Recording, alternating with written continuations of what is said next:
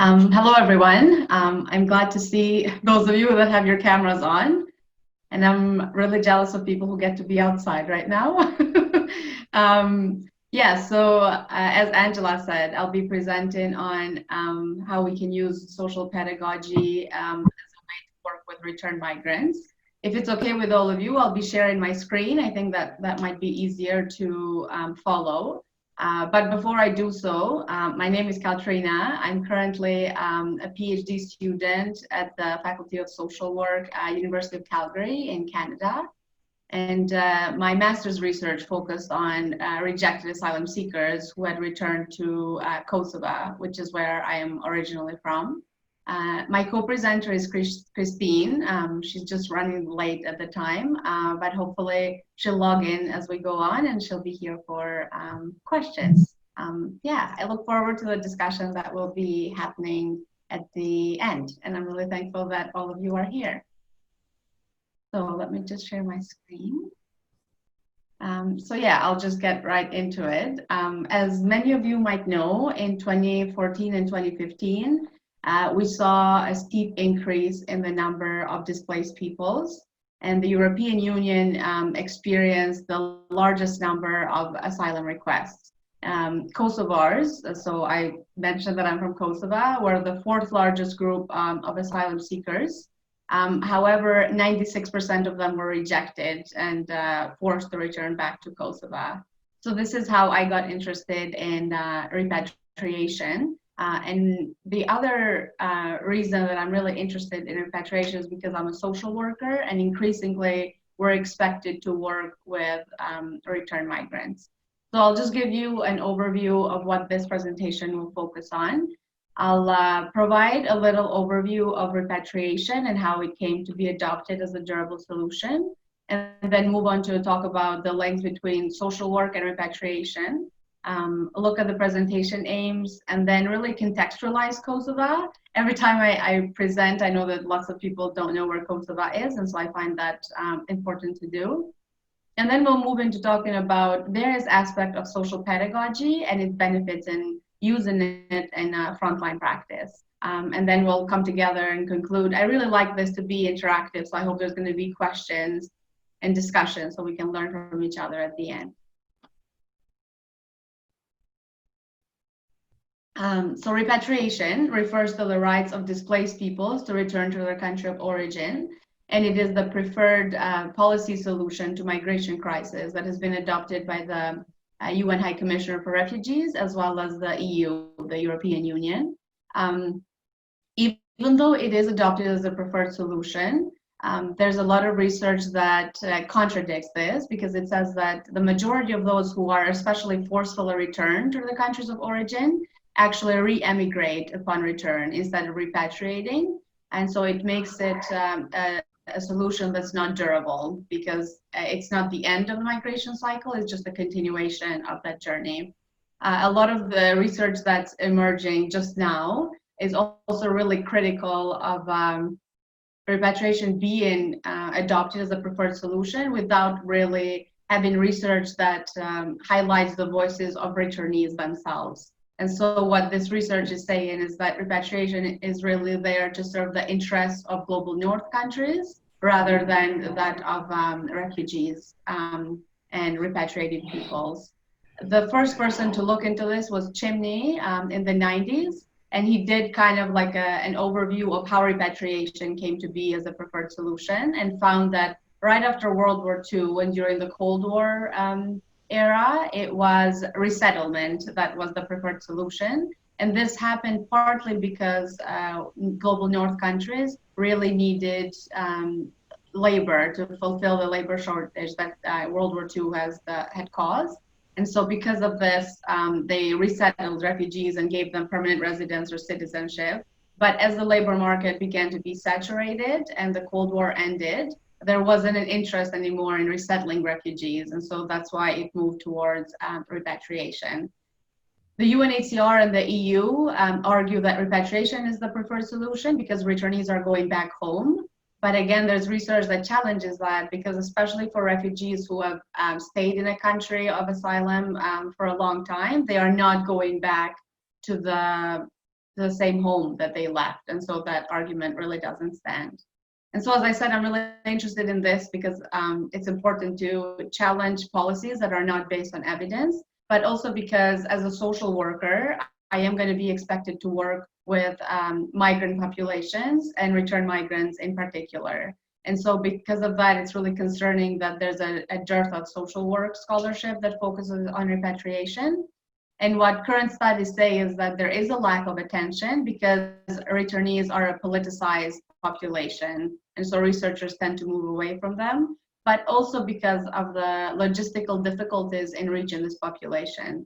As I said, the UNHCR mandate really ends whenever someone gets an asylum decision. And so if you're rejected, they will make sure that you make it to your home country, but afterwards there's no monitoring or no knowledge of where returnees go or what happens to them. Even with this, there's still a global north dominance in knowledge production. So a lot of the countries that are, or a lot of the research that exists comes from either global north countries or from researchers who are based in the global north. As I mentioned earlier, I'm from Kosovo, and so meshing what I've learned during my time in Canada and my experience of growing up in Kosovo, I hope to contribute to this literature. And so really the current presentation aims that Christine and I will be talking about. The first is to address this gap in practice relevant literature related to return migrants. The second one is to challenge professional imperialism that's carried out by helping professionals who rely on models and frameworks that are developed in the global north and apply those as is to global south countries without really taking into consideration the importance of context.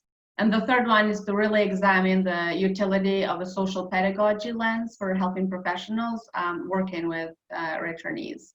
But before we do so, let me just contextualize Kosovo for you. So Kosovo is the youngest country in Europe, having declared independence in 2008. This came after the wars that happened when former Yugoslavia broke apart, and that happened in 1999. So between 1999 and 2008, Kosovo was what was considered a United Nations protectorate. And then in 2008, it declared independence. It does aspire to join the EU eventually, and because of that, it has aligned all of its policies and regulations with those of the EU, including its return migration and migration policies in general. So for example, Kosovo and many EU countries have agreements, which they call readmission agreements, which hold Kosovo accountable to accepting all of those who are rejected asylum. When it comes to demographics, Kosovo has a population of 1.8 million. However, because the state building efforts have been really slow since the end of the war, there's a really high rate of poverty and unemployment. And beyond a personal interest in Kosovo, because I'm from there, it is really important to look at it in terms of return migration studies, because it is among the top 10 countries of origin that accept returnees.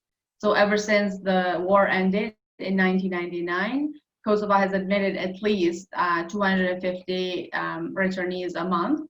And this was a lot larger in the years 2014 and 2015, because as I mentioned, there was a mass migration out of Kosovo into EU countries, mostly Germany. And so while we're here, I'll tell you that my master's research was really grounded in postcolonial theories, and it used critical discourse analysis to really explore the experiences of rejected asylum seekers from Kosovo.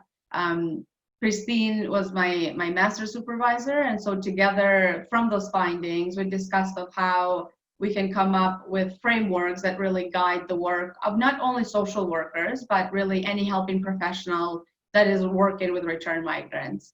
And we saw a need for this because while there are lots of frameworks for refugees who have resettled in a host country, there's less focus on return migrants. And we really thought that many of the aspects that social pedagogy offers can be helpful in guiding this kind of framework. So now we'll be going into what some of these benefits are, and then come together really as a group to discuss to discuss this proposal. So I'll turn it over to Christine. Sorry about that, and sorry I was late. It's a bit challenging with the time frames. Yes. So in terms of relational ontology, social pedagogy challenges the idea that an educator or service provider is tasked with doing something for service users. Instead, social pedagogy believes that service providers work with service users to understand the impact that context has on how the two will interact and make meaning together. This relational approach, premised on the idea that the oppressed are objects of humanization, supports breaking the cycle of oppression. So, social pedagogy underscores that effective practice is predicated on mutual trust. That is, social workers need to examine their perceptions of returnees as undeserving and instead consider how returnees as individuals fall in various intersections of the global north-south power dynamics. So as Katrina explained, Kosova is constructing repatriated persons as a burden, and that reinforces the conceptualization of the EU as powerful and Kosovo as impoverished, underdeveloped, and in need of aid. So recognizing the importance of context, social pedagogy relies on sociocultural perspectives of service provision, which emphasize the importance of incorporating the service users in linguistic resources, funds of knowledge, and home and community experience in the classroom. This is particularly interesting to look at when working with returned migrants because they are a heterogeneous group with diverse migration trajectories.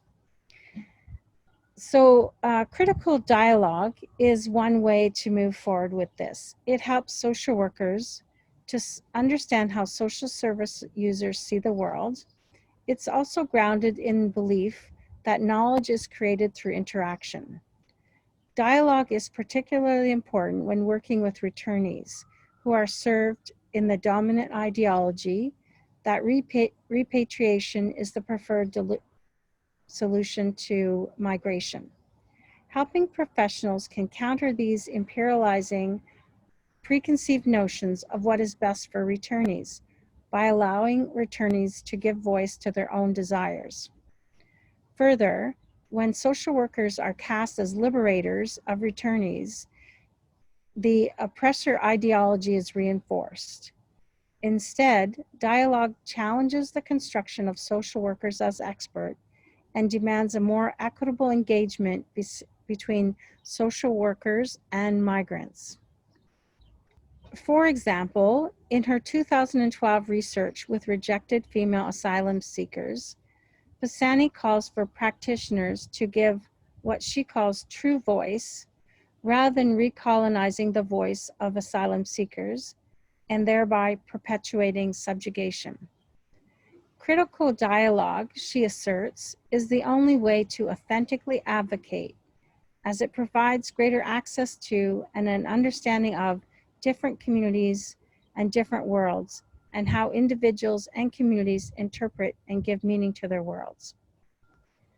Social pedagogy introduces critical dialogue as a means to counter social work's historical emphasis on rapport and trust building. For example, the prominence of needs assessment in social work fails to address the global context of issues impacting migration. Critical dialogue, in contrast, invites social workers and others to contextualize the experience of returned migrants within the historical and social hierarchies maintained by forces such as colonizing, neoliberalism, and globalization, which impact migrants' experiences and reintegration. As Zembales summarizes, critical dialogue allows social workers to approach return as historicized rather than pathologized phenomenon. Strategic empathy, therefore, is the act of creation and recreation as Freire proposes. It's not possible if it's not infused with love. love, at the same time, is the foundation of dialogue and dialogue itself. You can move. I think I've done the next couple slides. Sorry. No, that's okay. I'll just add here, there's this focus on, I really like the term strategic empathy that's offered by social pedagogy, because it is a way to show that, yes, there needs to be care in the helping relationship. But also what Freire and others have suggested is that strategic empathy really allows us to move beyond, in a way, social provider guilt, like, oh, I feel so sorry that you're in this situation, and really address the hopelessness that often comes with the in limbo status of return migrants. Because as Christine mentioned earlier, they feel like they don't belong to any society that they're in. One of the people that I interviewed said that she feels like she's knocking on doors that never open. And so that kind of like lack of belonging and hopelessness can really be countered by a caring relationship and what they call strategic empathy. And that can be done in different ways. And we'll be looking at actions that can be taken in order to support return migrants. But one thing that was suggested is that, return migration is still a diverse process. You have people who decide to return after having lived abroad, let's say to study for a while. Or you have people who are forced to return because their asylum claims were not approved. And one thing to integrate the two groups is to really use the resources that the first group brings, those who were able to build social capital and bring it back, as well as those who were rejected, because they still know what it is like to live in a different country and have, let's say in Kosovo, the same historical background, let's say when it comes to having left because of the war or something similar. And so because of this, the really strategic empathy has to be grounded in context. Christine and I both have mentioned during the presentation how much importance is really placed in context within social pedagogy. And when it comes to return migration, context is really important to emphasize because so far, migration research has mostly focused on an individual view, which looks at economic factors, which are isolated from their social context. And so we need different frameworks that really look at the social context. And what this has meant for us when we're looking at Kosovo is that we look at in-country dynamics. So in Kosovo, for example, there are many things that we need to consider when it comes to class, gender, as well as ethnicity.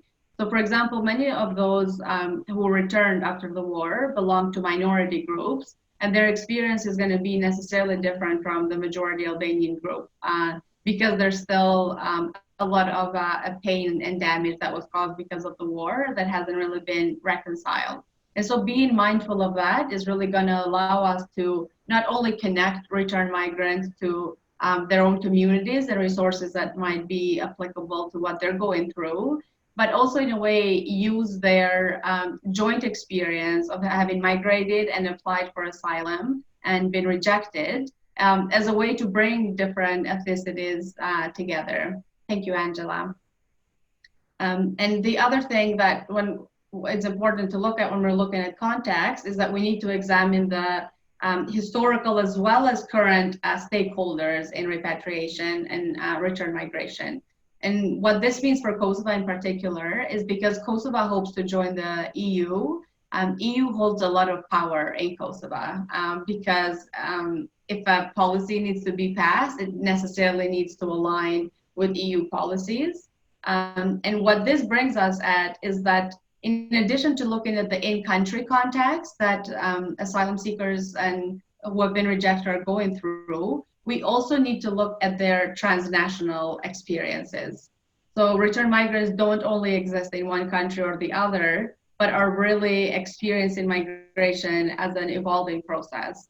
This is especially because, as I mentioned at the beginning, return migration is not the end of the migration cycle, but rather just a part of it, because up to 80% of returnees look for other ways to migrate. And so that's why it's really important to look at all of these different pieces of context, because they are really related to the critical dialogue that Christine was talking about, that we truly understand their context, not our understanding of what's going on in their lives. And this is also related to probably the aspect of social pedagogy that is most talked about, which is praxis. This idea that theory and reflection and action have to be an ongoing cycle, that there always has to be constant reflection on what we're learning and what we're doing.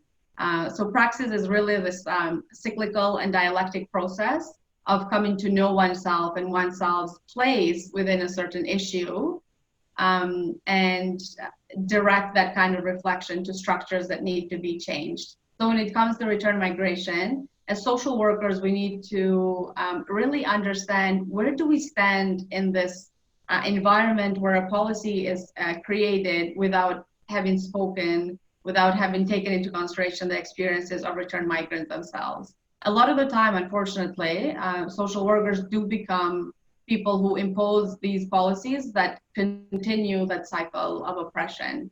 So knowing that there is emerging research, which is really critical of repatriation as the only durable solution that has been adopted by the UNHCR, where do we stand with that? And how does simply recognizing that it's an imposed solution help us to create rapport with the people that we are working with? The other part of Praxis that's really important is the action piece, that we don't just reflect and keep that to ourselves, but really use that to fuel the action that we will be doing. And one of the ways that social pedagogy offers is that action really needs to be done in public, where people see that we are publicly challenging the discrimination that, in this case, return migrants experience. And what this does really is challenge the depoliticized way of dealing with return migrants. For the longest time, I think I mentioned in the beginning that there is a lot less research on return migration because it's so politicized, and there's geopolitics into it as to which countries returnees should go back to. And so social pedagogy is really helpful in challenging and saying that this is a politicized issue and it should be approached as such.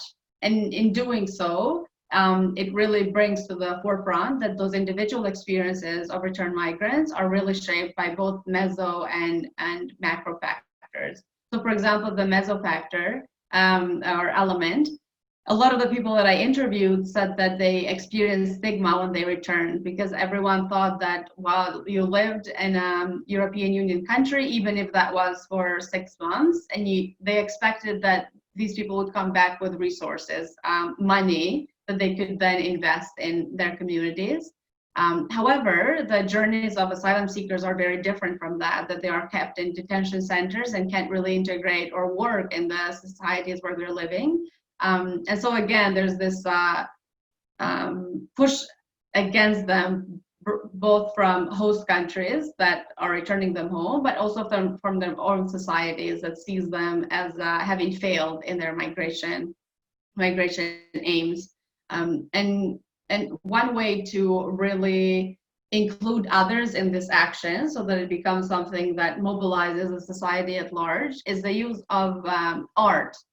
Whatever forms of art to really bring people in. And it was Freire and social pedagogy experts who really favor art so that it becomes something that anyone can be part of, rather than, let's say, groups or conferences that are only limited to those who are in the academia. And that's why it's really important for this process to keep going, that we learn from the people that we are working with.